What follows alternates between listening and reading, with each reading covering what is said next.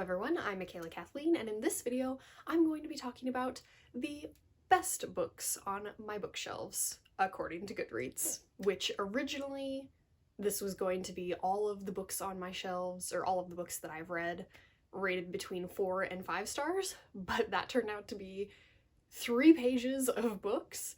I actually even started filming it and got like halfway through the list and had like 40 minutes of raw footage. Don't ask me why I didn't realize this would be way too many books to start with, but I didn't. But at that point, I did realize it was too many books. And so instead, I'm going to be talking about all of the books that I've read that are rated between 4.5 stars and 5 stars on Goodreads. And it's funny, I have another video coming soon where I talk about the worst books that I've read according to Goodreads, and for that one I had the opposite problem. Originally, I thought I would just talk about the books rated below 3 stars, because to me 3 stars is an average rating, so anything below that is below average. But I went to look to see how many books that would be, and there was only one that was rated below 3 stars, so I had to widen the range, and it's gonna be any book below 3.5 stars. But anyways, that's not what we're talking about in this video. In this video, we're talking about the best books. So starting off, all of the books that I read that are rated at 4.5 stars include the 5th book in the Harry Potter series. This is the first one, obviously, which this is my favorite series of all time, childhood favorite. It's the book that got me into reading, so I rate every book in this series at 5 stars. Next is The Hate U Give by Angie Thomas, which I personally enjoyed the movie more. That one is definitely 5 stars for me. The book I didn't enjoy as much, but I do think 4.5 stars is an appropriate rating. And finally, at 4.5 stars, we have Skyward by Brandon Sanderson, which I just read this one recently and I loved it. 5 stars for sure. So yeah, those are all of the books rated at 4.5 stars. Moving on, next we have some books rated at 4.54 stars. And those are the 3rd book in the Game of Thrones series. Again, this is the first one. This series is very slow for me. I enjoy the show better, but they are still pretty good, and the 3rd one is by far my favorite. So 4.54 might be a little bit generous for me just because they are so slow, but they are also very good. And the other book that I have that's rated at 4.54 stars is the final book in the Warriors series, which I was surprised how many of these books were rated between 4 and 5 stars. I loved them as a kid. They're super fun, but I'm just surprised they're rated this high. And those are the 2 books that I have that are rated at 4.54.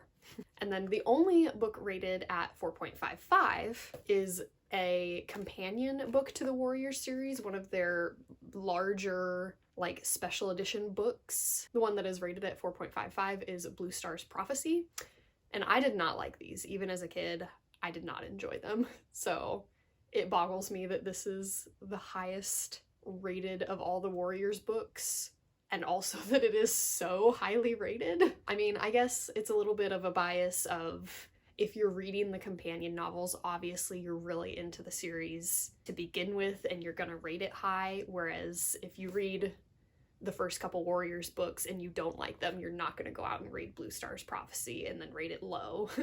You're just not gonna read it. So there is that bias that you have to keep in mind when you're on Goodreads, when you're looking at sequels or companion novels. They're gonna automatically probably get a higher rating, which is kind of unfortunate.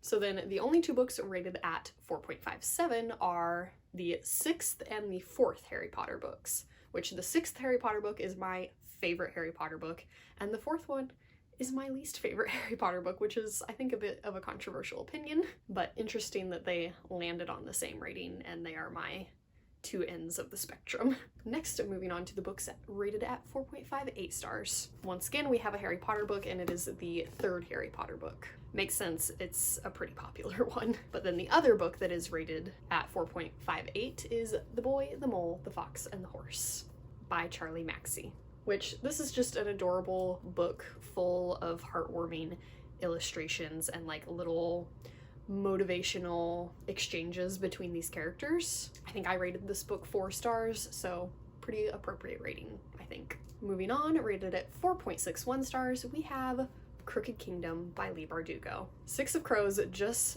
barely missed making this list. It was rated at 4.49 and I cut off at 4.5, which is really unfortunate because I like Six of Crows better than Crooked Kingdom.